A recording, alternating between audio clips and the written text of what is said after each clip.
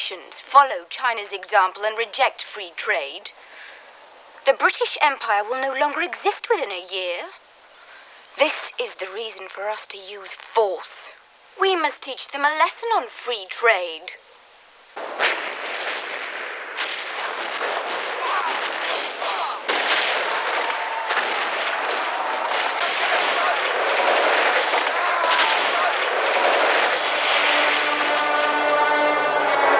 Bonjour à tous, c'est Benoît du parti Solidarité et Progrès.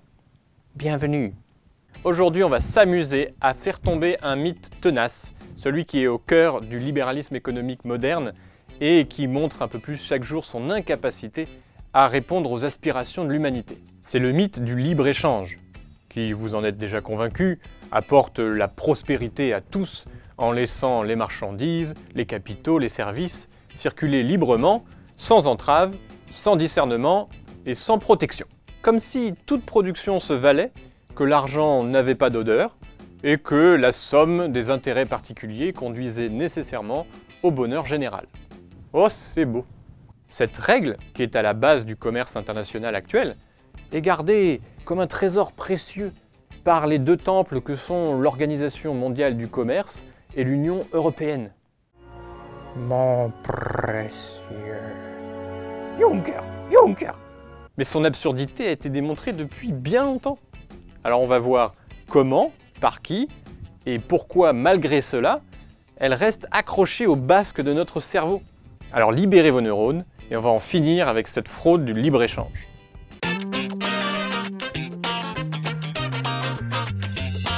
On doit au Britannique Adam Smith d'avoir pondu la théorie économique du libre-échange dans un fabuleux livre de pseudosciences intitulé « Recherche sur la nature et les causes de la richesse des nations ». Spoiler, il a beaucoup cherché, mais il n'a rien trouvé. Ce livre est publié en mars 1776.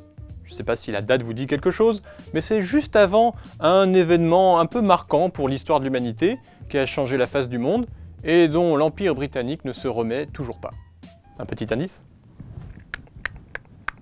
1776, c'est la déclaration d'indépendance américaine.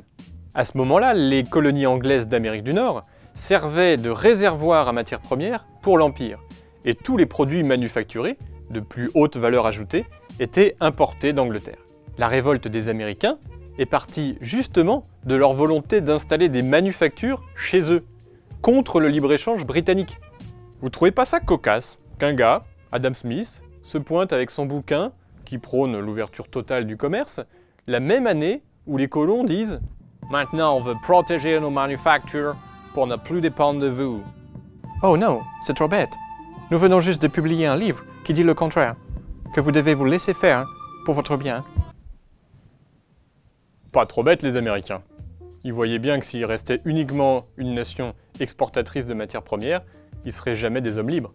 Il fallait qu'ils bâtissent chez eux des manufactures pour transformer eux-mêmes leurs matières premières et ne plus importer les produits manufacturés d'Angleterre, même si ceux-ci étaient moins chers. Ça paraît idiot à première vue de vouloir produire quelque chose plus cher chez soi au lieu de l'acheter ailleurs moins cher. Eh bien c'est pourtant ce qui a rendu les États-Unis aussi puissants. Je vous laisse y réfléchir. En fait, la première fraude du libre-échange, c'est de faire croire qu'Adam Smith, c'était le seul économiste sérieux de la planète à ce moment-là, et qu'il n'y en avait pas d'autre, qu'il n'avait aucun concurrent. C'est totalement faux. Du côté américain, justement, il y avait Alexander Hamilton, qui était le protégé de Benjamin Franklin, et qui s'inspirait des principes de Colbert pour les porter plus loin. Il a publié plusieurs rapports sur le meilleur système économique à mettre en place pour les jeunes États-Unis. L'un de ces rapports préconise la création d'une banque nationale pour assurer la souveraineté monétaire du pays. Intéressant. L'autre explique comment le développement des manufactures et des infrastructures assurera la souveraineté économique. Alors Solidarité et Progrès a traduit ces deux rapports fondamentaux. Donc ne vous privez pas, lisez-les et vous vous rendrez compte par vous-même qu'Adam Smith n'est pas un vrai économiste, que c'est juste un agent d'influence au service de l'Empire britannique. Et vous verrez aussi que les Américains ont en fait combattu le libre-échange depuis le début de leur histoire, que fondamentalement, ils sont protectionnistes. Je sais, c'est assez ironique quand on voit l'histoire récente du XXe siècle, mais ça explique un petit peu le positionnement du peuple américain en ce moment. En tout cas, je ne sais pas comment on est arrivé collectivement à penser que c'était les Américains qui avaient inventé le libre-échange, mais apparemment, c'est tout le contraire. Vous poserez cette question à votre prof d'économie. Je pense que vous allez bien vous marrer.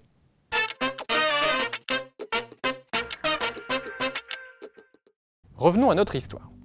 Devant la réticence des révolutionnaires américains pour gober la fraude du libre-échange, l'Empire britannique se tourne vers l'Europe. Mais il tombe sur un os, ou plutôt deux, la Révolution française et Napoléon Bonaparte. Pendant le XVIIIe siècle, le sentiment patriotique et anti-anglais s'est tellement développé en France qu'après l'échec de la Révolution, Napoléon n'a pas beaucoup de difficultés pour imposer un blocus continental, donc sur tout le continent européen, pour limiter drastiquement l'importation des produits anglais. Et là, attention, je vais dire un truc bien sur Napoléon.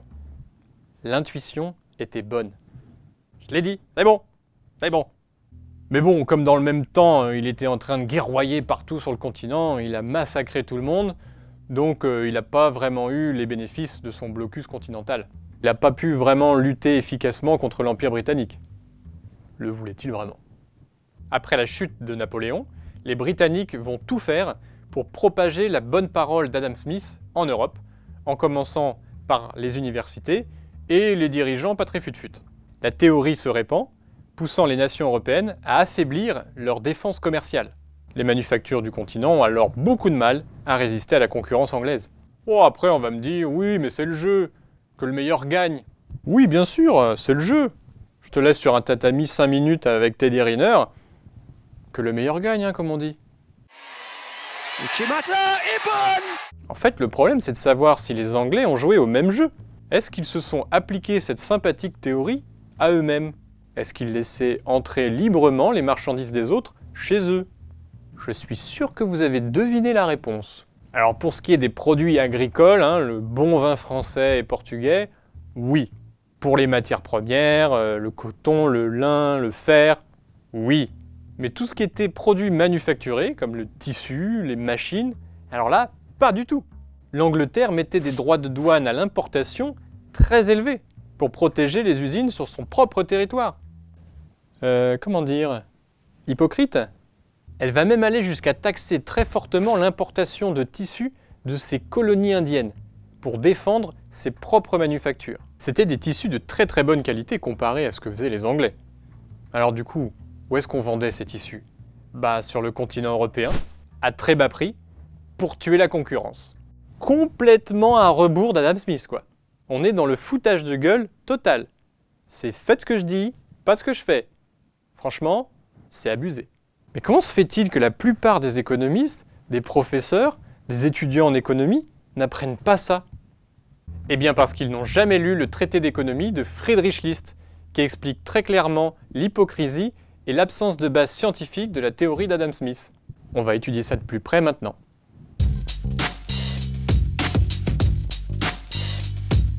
Friedrich List, c'est un économiste allemand du 19e siècle, qui est connu comme le père de l'union douanière allemande. C'est-à-dire qu'il a milité pour que les provinces allemandes abolissent leurs barrières douanières et fassent ensemble un espace de libre-échange. Petit paradoxe pour commencer.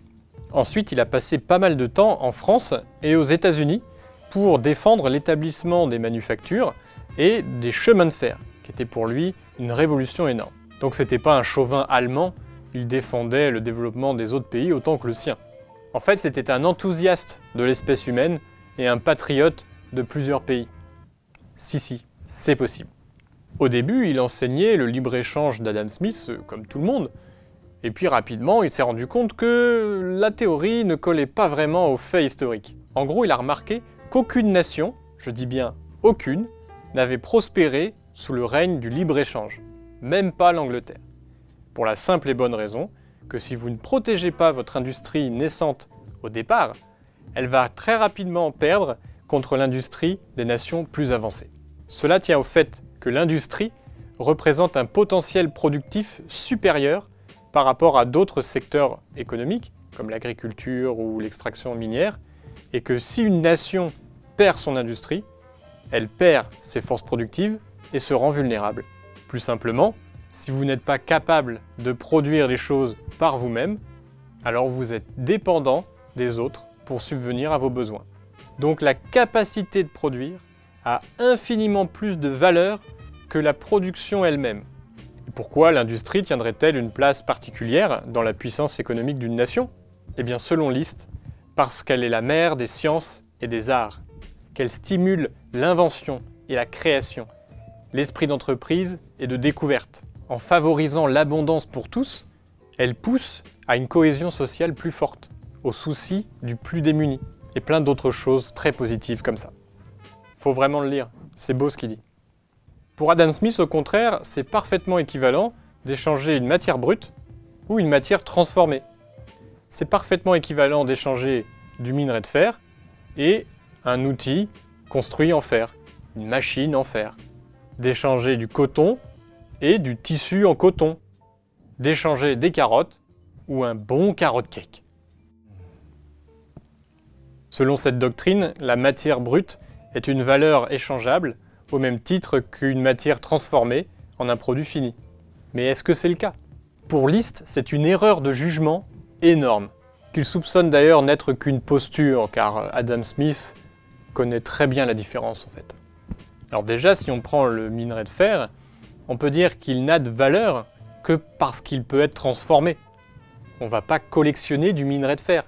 Le coton non plus. On va pas faire des gros machins de coton là. Et les carottes crues, ça rend aimable, mais pas autant qu'un carrot cake. Ensuite, pour transformer une matière, il faut se poser beaucoup de questions. Fabriquer des outils, des machines pour traiter la matière, lui donner une forme utile. Le fer doit être chauffé et modelé. Le coton doit être filé puis tissé.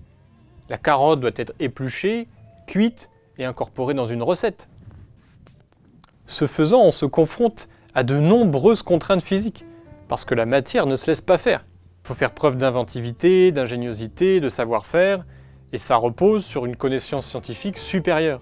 Ça pousse la population à être de plus en plus créative, et à ne plus dépendre seulement du rythme des saisons ou du bon vouloir de la nature.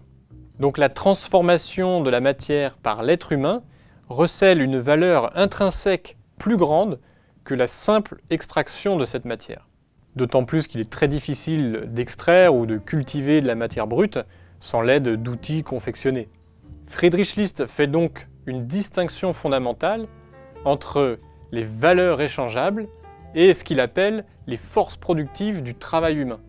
Là où Adam Smith se contente de dire que le travail crée de la valeur, sans nécessairement dire quel type de travail, List va plus loin et se demande qu'est-ce qui fait qu'un travail est productif ou non. Selon lui, échanger 10 millions d'euros de minerai de fer n'est absolument pas équivalent à échanger 10 millions d'euros d'une machine-outil construite en fer. C'est la même valeur en termes d'argent, mais c'est pas du tout la même valeur en termes de potentiel des forces productives. Donc favoriser le développement de l'industrie en la protégeant momentanément contre la concurrence est une opération gagnante et hautement stratégique. Cela permet de conserver ces forces productives et de continuer à accroître la créativité de la population.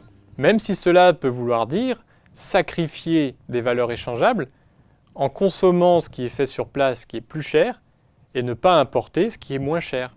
C'est un bénéfice réel de long terme contre un bénéfice apparent de court terme. Si on ne voit pas l'impact négatif du libre-échange sur les forces productives, on peut le regretter plus tard. Je ne parlerai pas évidemment de la désindustrialisation en France depuis les années 70, décidée par des esprits sans doute égarés. Friedrich List dénonce donc la théorie d'Adam Smith comme une propagande politique sans fondement scientifique, destinée uniquement à faire que les crédules abaissent leur défense au profit de l'Empire britannique. Empire qui ne s'applique pas la règle à lui-même en plus. Ce livre est une bombe! Si vous ne l'avez jamais lu et que vous cherchez des arguments pour convaincre vos amis, courez vite vous le procurer. En plus, c'est un Allemand qui raconte la fraude du libre-échange. C'est pas courant ces jours-ci. Ce qui me fait une parfaite transition pour parler de l'Europe actuelle.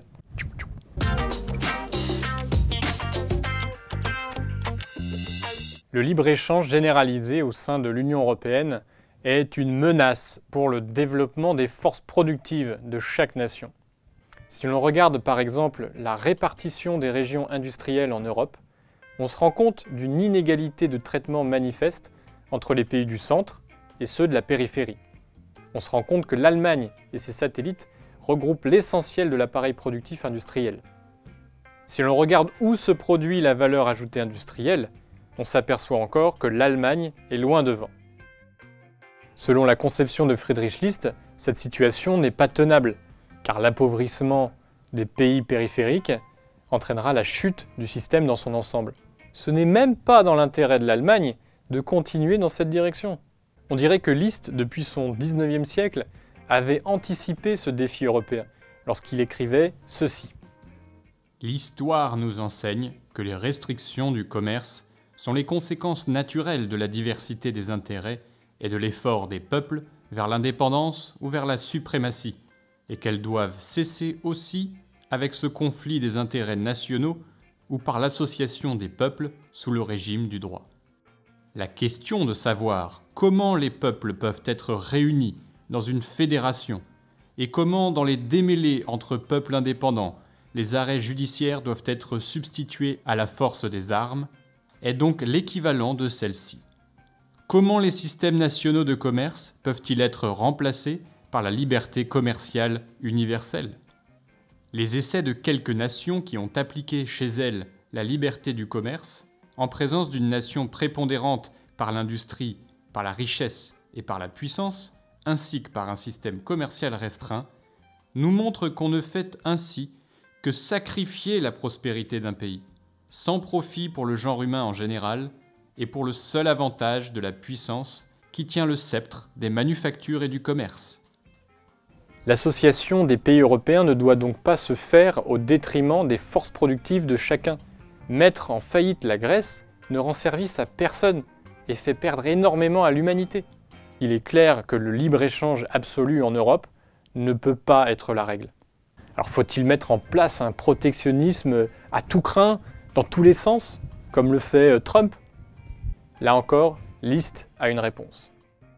L'histoire nous enseigne encore comment des peuples doués par la nature de tous les moyens de parvenir au plus haut degré de richesse et de puissance peuvent et doivent, sans se mettre en contradiction avec eux-mêmes, changer de système à mesure qu'ils font des progrès.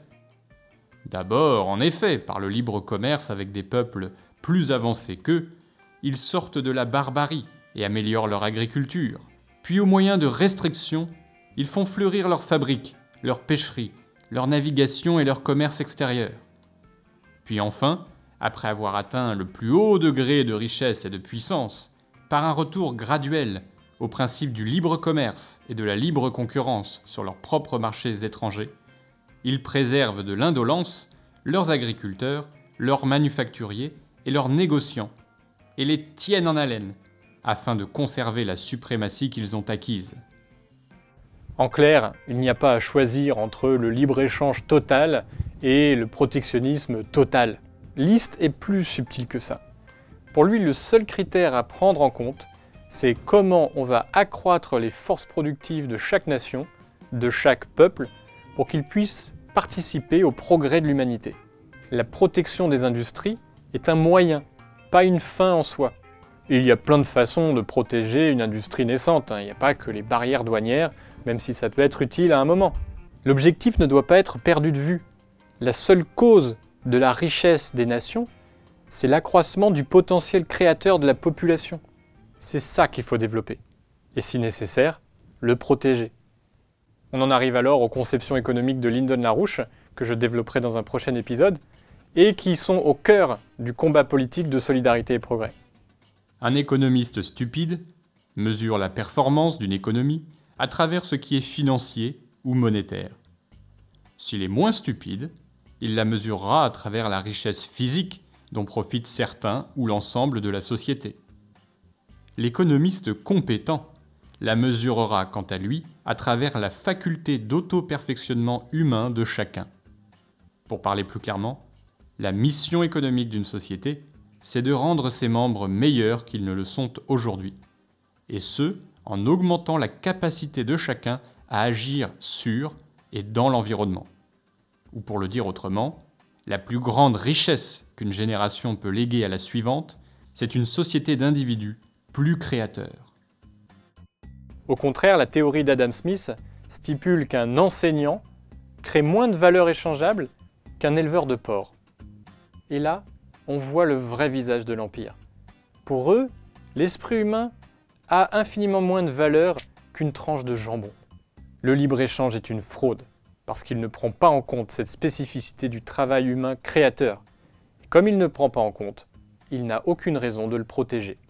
C'est un dogme stérile qui ne devrait pas être mis au centre de la science économique. Par contre, si vous étudiez Hamilton, Liszt, Larouche, vous aurez peut-être une chance de remettre l'économie sur ses pattes au XXIe siècle. Alors bon courage, vous avez beaucoup de lectures devant vous. Moi, j'ai fait que gratouiller la surface, c'est à vous de bosser maintenant. Faites de bonnes découvertes et d'ici la prochaine vidéo, amusez-vous à dénoncer publiquement les fraudes intellectuelles et comme ça vous ferez peut-être beaucoup d'ennemis, mais aussi peut-être de superbes amis. Allez, ciao! Et pour commencer à appliquer la théorie de Liszt, faites don à SCP de quelques-unes de vos valeurs échangeables pour que nous puissions accroître nos forces productives. Nous sommes un parti indépendant et nous ne pourrons continuer notre effort d'éducation populaire que si vous le voulez bien. Alors faites un don si vous le pouvez et adhérez si vous vous sentez prêt à en découdre. Les liens sont dans la description. Merci infiniment à tous ceux qui pourront nous aider parce que vous savez quoi ? Ils s'aideront eux-mêmes.